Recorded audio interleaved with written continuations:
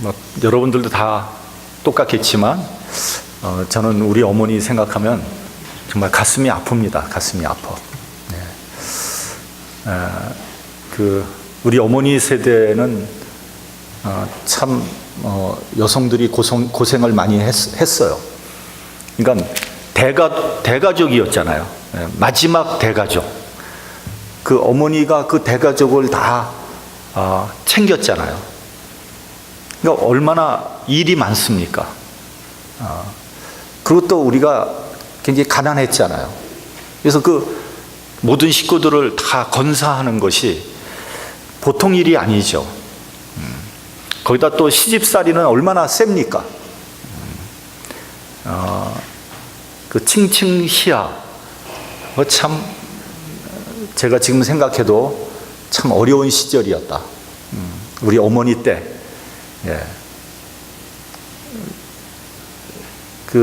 이제 여러분 그 옛날에 영화관 가면은 그 미워도 다시 한번 뭐 이런 거 그런 영화 있잖아요. 그런 영화 가면은 그 스토리가 다 똑같아요. 예. 그 시집살이, 남편은 바람 피고 부인은 애들 데리고 큰 눈물로 기다리고 남편이란 작자는 코빼기도 보이지 않고 뭐 이런 거죠.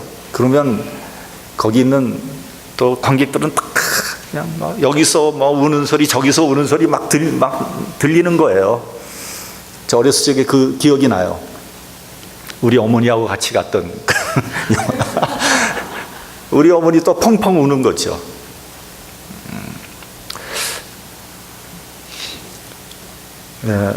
아마 그분들이 그 인생 스토리를 책으로 쓰면 책 한 권 다 만들 수 있을 거예요. 눈물 없이는 볼 수 없는 책. 예. 아마 여러분들 그 어머님들을 생각하면 아마 다 비슷할 거라고 생각하고요.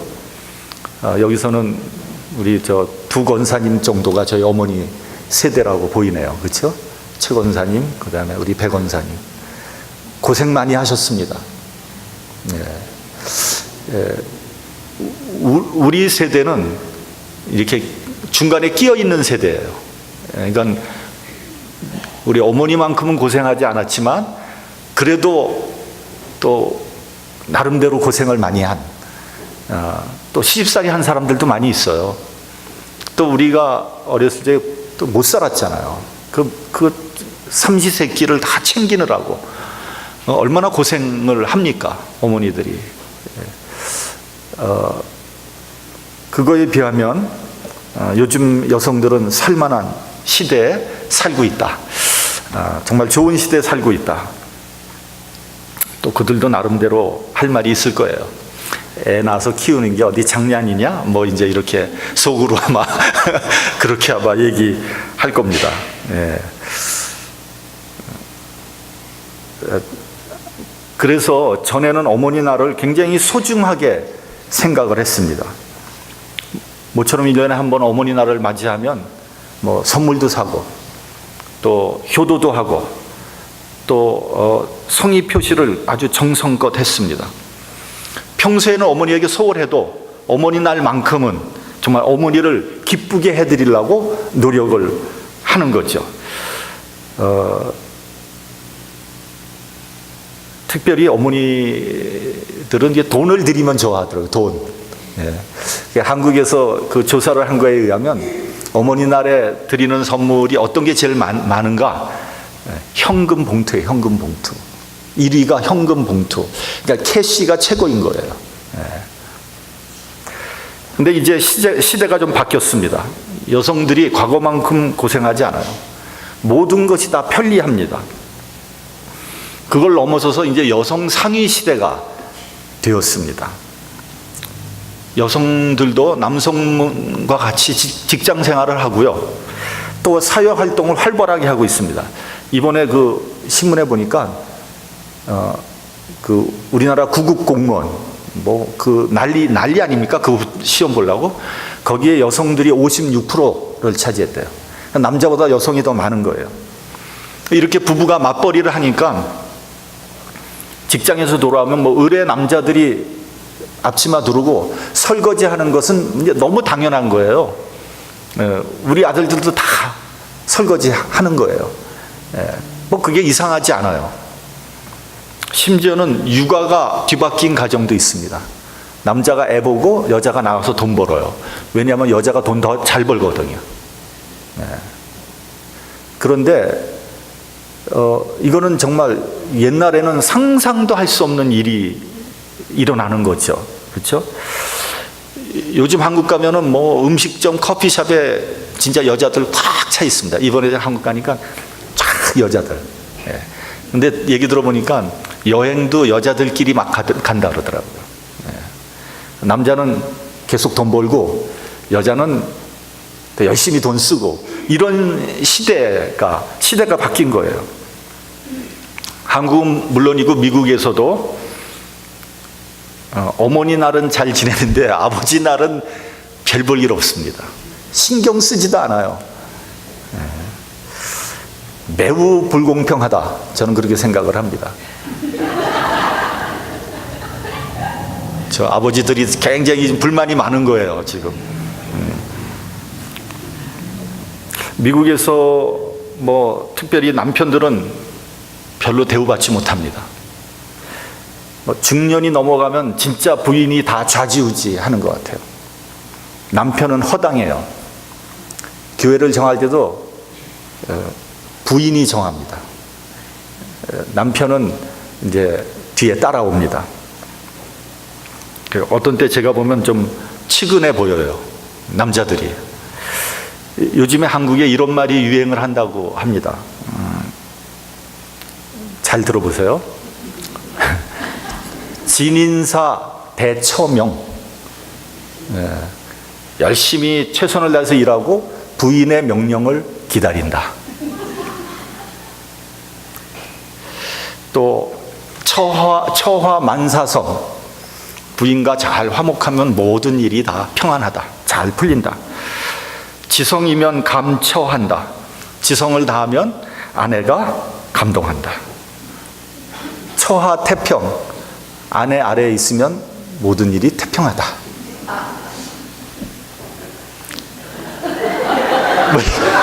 왜 이렇게 좋아하세요? 심지어는 이런 것도 있더라고요. 회개하라, 초국이 가까이 왔느니라.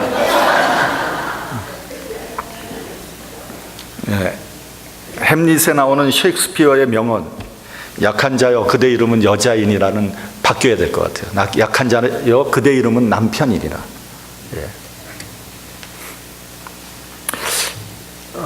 오늘 어머니 날을 맞이해서 효도라는 제목으로 이야기를 나눠보려고 합니다. 효도라고 하면 다분히 이제 동양적인 개념이다 이렇게 생각하기 쉽습니다.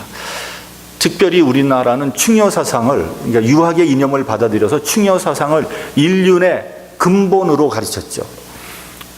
근데 여러분, 우리나라는요 충보다도 효를 더 중요시 여겼습니다. 그래서 옛날에 조선시대 때요, 효자가 되어야지 재상이 된다는 거예요. 그러니까 재상으로 임용할 때 효자로 이름이 나지 않으면 임용이 되지 않았습니다. 이 말은 무슨 말이냐면요, 효자가 나라에도 충성한다 이런 말입니다. 지극히 옳은 생각이라고 생각합니다. 불효하는 사람은요 이 세상 직장에도 쓰기 어렵습니다. 하물며 한 나라를 이끄는 재상 어떻게 쓰겠습니까? 못 쓰는 거죠. 저희 집안에 유명한 재상이 한 분 계신 거 여러분들 잘 아시죠? 제가 여러 번 얘기를 해가지고 좀 쑥스럽습니다만, 임진왜란 때 영의정을 지낸 서해 유성룡 대감이 있습니다. 그렇죠? 근데 이분이요 둘째 아들이었어요. 둘째 아들. 첫째 아들이 있었는데요, 이분의 재주와 능력이 더 뛰어났다는 거예요. 그런데 고향에 계신 늙으신 부모님을 모셔야 되기 때문에 출사하지 못하고 동생인 유성룡 할아버지가 관료로 나가서 훌륭한 재상이 된 것입니다. 그래서 저희 집안에서는요 유성룡 할아버지보다, 그분도 뭐 훌륭하지만 그분보다 그 형님인 유운룡 할아버지가 더 높게 치는 거예요. 제가 또 그쪽 아닙니까?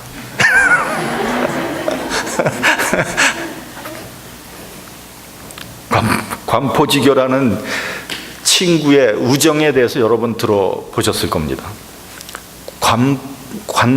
관중과 포수가 이 두 사람이 전쟁에 나가는데 관중은 늘 맨 뒤에 꽁무니에 서는 거예요. 그리고 전쟁 중에 3번을 도망을 칩니다. 그러니까 사람들이 비난을 하는 거죠. 저 관중 저놈 겁쟁이고 못된 놈이다. 그러니까 포수가가 뭐라 그러는지 아세요? 무슨 소리 하냐. 관중은 늙으신 어머님이 계시다. 그러니까 관중이 죽으면 누가 그 어머니를 모시겠는가. 이렇게 옹호를 했다는 거예요. 근데요, 여러분, 동양에서만 효도를 강조한 것이 아니에요. 십계명에 보면 제5계명이 뭡니까? 내 부모를 공경하라. 이게 대인 계명에서 으뜸되는 계명 아닙니까? 그 뒤에 뭐 살인하지 말라, 간음하지 말라, 도적질하지 말라 이렇게 나오는 거예요. 그러니까 부모를 공경하지 않는 사람은요, 살인 간음 이보다 더 무거운 죄로 생각하는 거예요. 그러니까 부모를 효도하는 사람은요, 사실 나쁜 짓 안 합니다. 살인하지 않고요, 도적질하지 않고 간음하지 않습니다. 그래서 부모를 공경하라는 계명은 대인 계명 중에서 으뜸인 거죠. 전에 우리나라 사람들은요, 기독교를 믿는 사람들을 불효막심하다고 매도했어요. 그 이유는 부모님 제사를 지내지 않았기 때문에. 그렇습니다. 우리 기독교는 부모님께 제사 드리는 것을 권장하지 않습니다. 캐톨릭에서는 제사를 지내는 그 모범 그 책이 있더라고요. 거기에 의해서 제사 지낼 수 있도록 그렇게 합니다. 무슨 이유로, 무슨 취지로 그랬는지는 잘 모르겠어요. 그러나 이거 하나만은 분명히 말씀드릴 수 있습니다. 부모님이 돌아가시고 난 다음에 아무리 성대한 제사를 드리고 아무리 경건한 의식을 치른다고 해도 그게 무슨 소용이 있겠냐는 거죠. 그게 무슨 소용이 있습니까?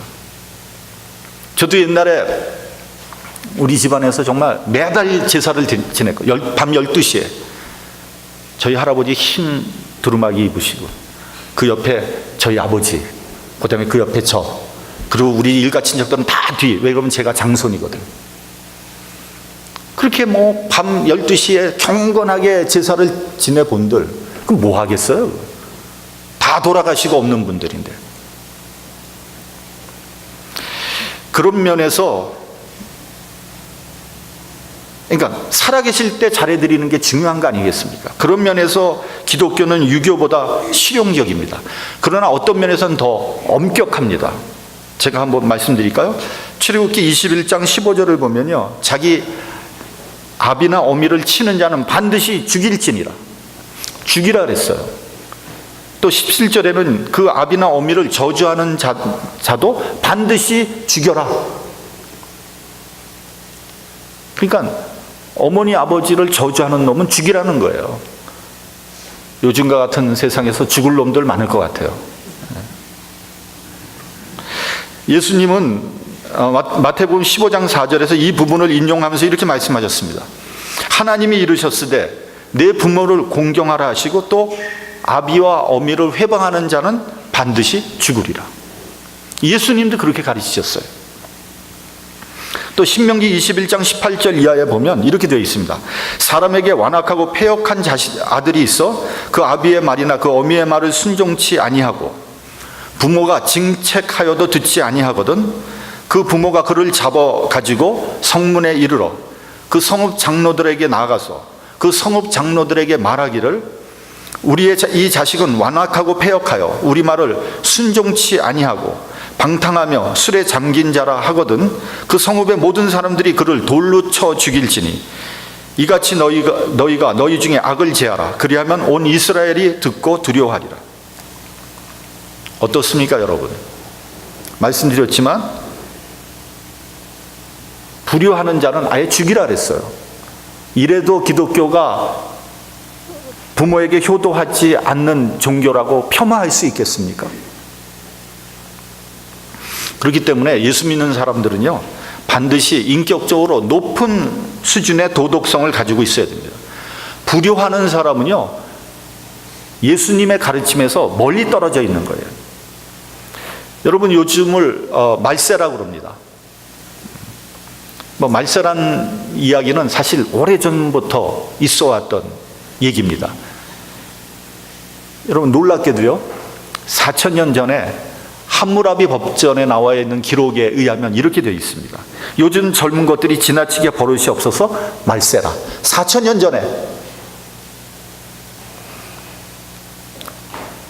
그러니까 지금 말세라고 해도 뭐 별로 이상할 것은 없습니다. 근데 저는 요즘에 말세라고 하는 데는 분명한 이유가 있다고 생각합니다. 그건 뭐냐면 근본적인 것들이 무너지는 거예요. 바뀌면 안 되는 것들이 바뀌기 시작하는, 변질하기 시작하는 거예요. 그래서 말세라고 그러는 겁니다. 첫째로는 절대적인 것과 상대적인 것의 구분이 사라지고 있어요. 요즘에는 절대적인 권위를 인정하지 않고 있습니다. 모든 것을 상대적으로 이해하고 있는 거예요. 그것이 소위 포스트 모더니즘의 특징이라고 하지 않습니까? 저는 그렇기 때문에 그것이 죄이고 그 결과로 인간성의 파괴가 나타났다고 저는 생각을 합니다. 예를 들면 하나님의 절대성을 인정하지 않습니다. 하나님도 나를 중심으로 생각을 하는 거예요. 그러니까 내가 필요 없으면 하나님도 소용없는 거예요. 나의 필요에 따라 하나님도 필요한 거예요. 그러다 보니까 하나님이 마치 나를 위해서 존재하는 그런 분처럼 생각하기 쉽고요, 내 요구를 들어줘야 하는 뭐 하인 정도로 취급하는 거예요. 근데 많은 사람들이 무슨 하나님은 하인 정도로, 아니요, 하인으로 생각하는 거예요. 뭐 돈 달라, 뭐 형통하게 해달라, 이 문제 풀어달라, 병 고쳐달라, 이게 다, 아니 하나님 뭐 그거 해줘야 될 의무가 있는 거예요?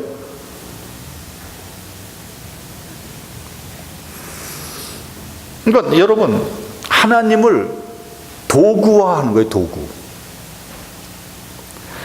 나의 필요에 맞지 않으면 하나님은 필요 없는 거예요. 그러나 여러분, 하나님은요, 나라는 존재와는 상관없이 영원히 존재하시는 분입니다. 우주의 종말이 온다고 할지라도 하나님은 존재하십니다. 왜냐하면 하나님은 우주 삼라만상을 창조하시고 주관하시는 분이기 때문입니다.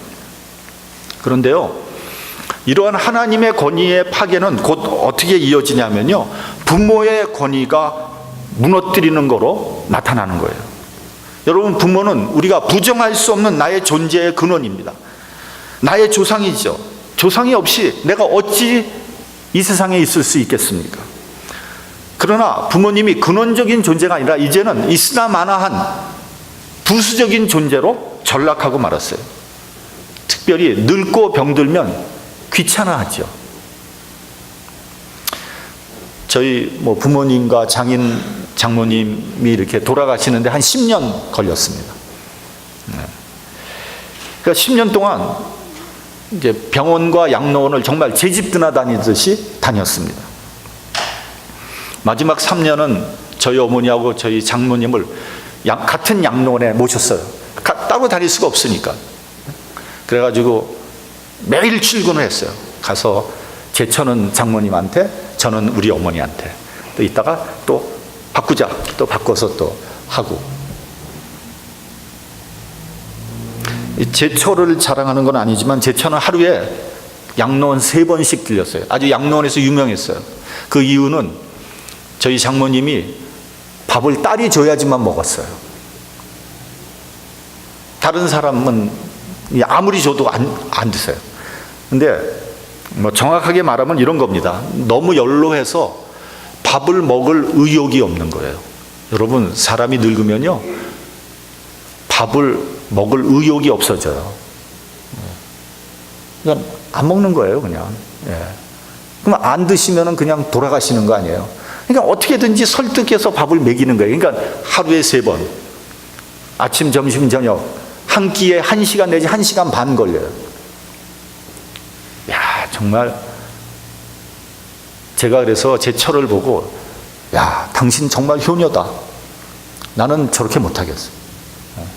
근데 그래서 하루는 이제 제 처가 하도 고생해서 내가 한 끼 내가 한번 먹여볼게.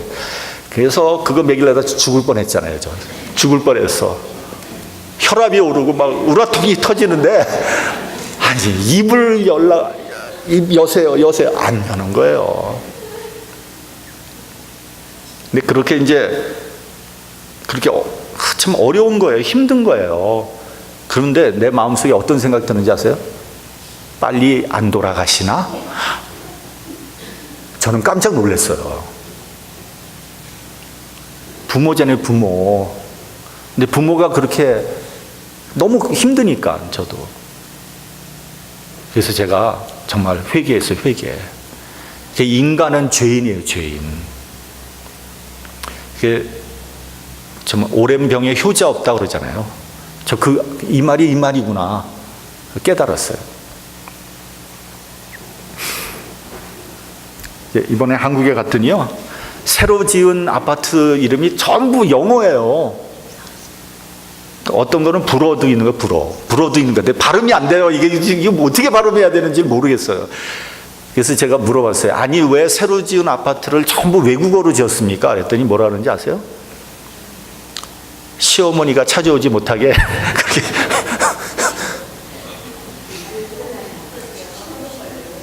예? 시어머니가 못 찾아오게 그렇게 외국어로 했다는 거예요. 발음이 안 되니까. 농담이지만요, 참 씁쓸하더라고요. 또 하나의 중요한 권위가 파괴가 됐죠. 그건 선생님의 권위입니다. 선생님의 권위는요, 완전히 거덜이 났어요. 옛날에 우리가 학교 다닐 때 선생님의 권위는 절대적이었거든요. 이유 없이 마저도 선생님한테 반항하지 못했습니다. 어디다 대고 선생님한테 반항을 해요. 네. 근데 요즘은요, 선생님이 자기 전화번호를 절대로 공개하지 않는데요. 네. 왜냐하면 시도 때도 없이 부모, 학생들이 전화해서 뭐라 그래, 네가 선생이냐 그러고 덤벼든다는 거예요. 네. 뉴스를 보니까요, 스승의 날을 없애달라고 스승이 탄원하게, 스승의 날을 없애달라 제발. 그러니까 여러분, 우리가 인격을 어디서 배우는 거예요? 인격을 가정에서 배우고 선생님한테 배우고 그런 거 아닌데, 가정의 권위 무너져, 선생의 권위 무너져. 그럼 어디서 배우는 거예요? 인격을. 이러니까 무너지는 게, 이러니까 말세가 되는 거예요.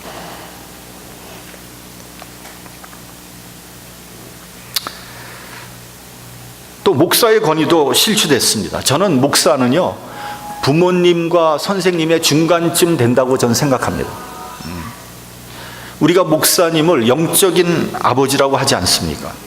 캐톨릭에서는 신부를 파더라고 부르잖아요. 우리 교단에서는 목사님을 티칭 엘더라고 부릅니다.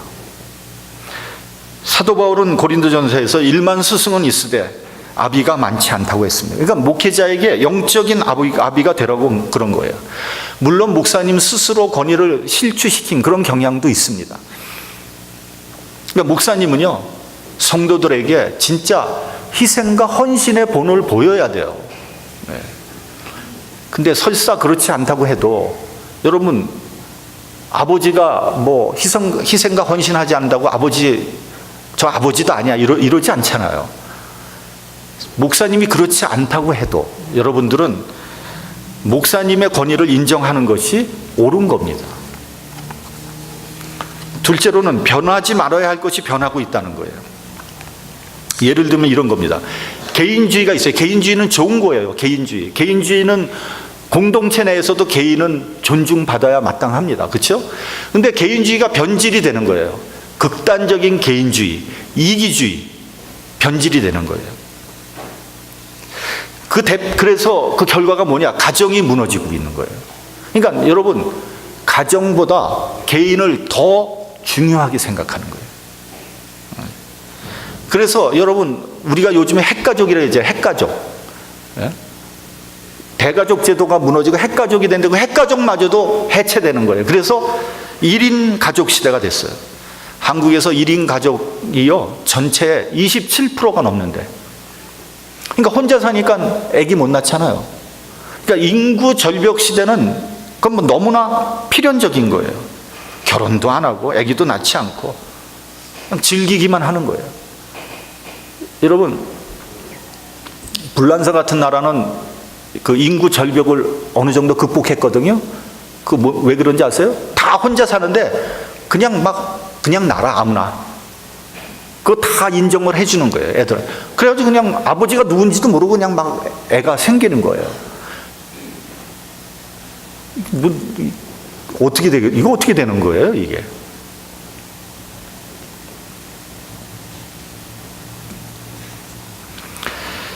그것이 극단적인 개인주의의 결과입니다. 교회도 예외가 아니에요. 공동체 의식이 무너졌어요. 대교회 가면 뭐 공동체 이런 거 없습니다. 아무도 모르고 서로 알려고 하지도 않아요. 그것이 편해서 대형 교회로 가는 거예요. 그러니까 거기는 책임도 없고 뭐 부담감도 없고 뭐 아무것도 없는 거예요. 그냥 예배 드리고 오는 거예요. 심지어는 집에서 컴퓨터 앞에서 예배 드리는 사람들이 헌금은 ARS로. 말세죠. 그래서 말세라는 거예요. 이러한 현상은 더 가속화될 겁니다. 또 무분별한 평등주의가 있습니다. 평등이라는 건 좋은 거예요. 그러나 누구나 다 똑같을 수는 없어요. 위아래가 있고요. 질서가 있는 거예요. 아니, 연세 드신 분하고 어린 사람하고 똑같아요? 그건 안 되는 거예요. 질서가 있는 거 아닙니까? 또 역할과 기능이 다른 거예요. 여자, 남자 똑같아요? 똑같을 수가 없어요. 네. 남자 보러 애기 낳으라 그러면 애기 낳을 수 있나요? 특히 노인을 존경하지 않는 사회는 잘못된 사회입니다. 여러분, 노인에게는 돈 주고 살 수 없는 중요한 경험과 연륜이 있는 거예요. 근데 그것을 우리는 잔소리다 이렇게 그냥 매도해 버리는 거죠. 아니, 또 잔소리야? 이렇게 되는 거죠. 잠언에서도 아들들아 아비의 훈계를 들으며 명철을 얻기에 주의하라고 했습니다. 여러분, 어른들은요, 우리가 가고 있는 길을 이미 거쳐온 분들이거든요.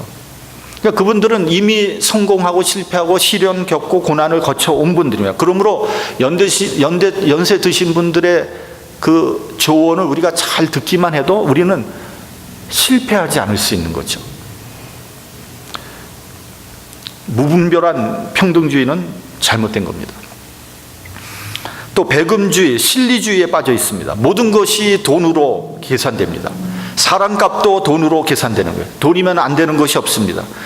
인간관계도 실리주의로 생각하는 거예요. 그러니까 내가 저 사람하고 사귀는 것이 유익할까? 아니면 불리할까? 그거 생각하면서 사귀는 거예요. 근데 이게 더 나가서 심지어는 부모 자식 간도 이익관계로 변화되고 있어요. 옛날엔 재산 상속을 할 때 큰아들이 제일 많이 가졌잖아요. 그 이유는 큰아들이 부모님을 모셨기 때문이죠. 근데 요즘에는 뭐 아들, 딸 뭐 이런 거 다 상관없이 그냥 n분의 1로 다 나눠버리는 거예요. 그렇죠? 그래서 혹시 자기가 뭐 조금 덜 받으니까 눈에 불을 켜고 덤벼들고 있는 거예요. 왜 내가 불이익을 당해? 똑같이 나눠야지. 어느 부자가 있었는데요, 실제로 있었던 일. 평소에는 그 자식들이 코빼기도 보이지 않다가 아버지가 돌아가실 때가 다 됐어요. 그러니까 어디서 나타나는지 아들, 딸, 며느들이 갑자기 나타나서 아버지 서로 모시겠다고 아버지 쟁탈전이 벌어진 거예요. 아니, 언제 봤다고? 10년 동안 코빼기도 안 배웠다가. 그리고 또 아버지, 부모니까 그렇게 또 오랜만에 오니까 또 자식이잖아요. 그 탕자가 돌아왔는데 또 재산을 또 왕창 줬어. 한 2달 열심히 섬겨가지고 재산을 왕창 받았어요. 이런 모습이 말세의 모습인 거죠. 지금 이런 세상에서 효도를 말하는 것이 구시대의 유물이라고 할지 모르겠지만 효도는 변할 수 없는 겁니다. 천륜입니다. 천륜. 그리고 그리스도인의 기본적인 모습이에요. 마지막으로 백범 김구 선생님의 이야기로 마치려고 합니다. 일본군이 그 중국을 침략하면서 상해 임시정부는 그 요원들이 다 중경으로 피신을 했습니다. 독립자금 떨어지고 밥을 굶게 생겼어요. 밥 먹을 게 없는 거예요. 그러니까 김구 선생님의 어머님이 시장에 가가지고 길거리에 떨어져 있는 야채를 주워다가 국을 끓여서 먹습니다. 근데 그 모습을 보는 김구 선생님이 민망해서 어머니에게, 어머니, 제가 그래도 명색이 대한민국 임시정부의 주석인데 이제 제발 그런 일 하지 마세요. 그랬더니 어머니께서 회초리를 들고 선생님의 종아리를 때리시면서 우리 백성은 지금 나라를 잃고 방황하고 있는데 이 애미가 야채를 주워서 끓여 먹는 것이 무슨 흉이 되겠느냐, 그러면서 때렸다는 거예요. 그러니까 종아리를 맞는 김구 선생이 눈물을 흘리는 거예요. 그러니까 어머니가 왜 우냐? 김구 선생이 뭐라 그랬냐면요, 어머님이 작년에 때리실 때보다 힘이 많이 약해지셔서 어머니 늙으시는 것이 안타까워 울었다고 합니다. 여러분, 주 안에서 부모에게 순종할 때 가정의 복을 받는 겁니다. 부모에게 효도하지 않고 어찌 그 가정이 잘 되기를 바라겠습니까? 부모에게 효도하지 않고 어찌 자녀에게 효도를 받고자 하겠습니까? 부모님 살아계실 때 효도하는 여러분 되시길 바랍니다. 내 부모를 즐겁게 하라. 부모를 기쁘게 해드리는 것이 곧 하나님을 기쁘시게 하는 겁니다. 눈에 보이는 부모에게 효도하지 않고 하나님께 충성한다? 그건 불가능한 얘기입니다. 기도하겠습니다.